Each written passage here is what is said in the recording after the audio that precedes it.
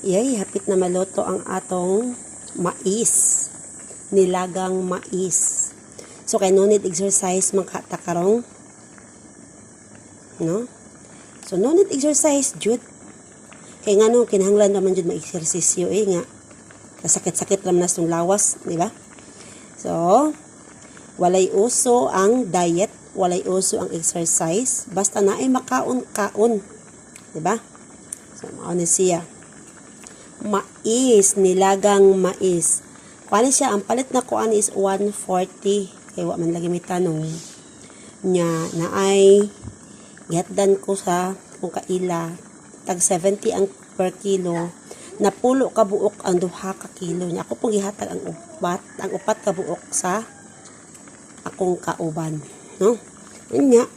Kay, no exercise parisan pod na ato aning charang! Kapayas. Di ba? Nga, kapayas. Duha ni siya kabuok. Fresh na fresh yun siya kay gikan yun siya sa punuan nga akong gikuha. Di ba? Kinsay ganahan mo kaon. Tanaw lang mo ni ani akong video kay lami yun siya kaayo.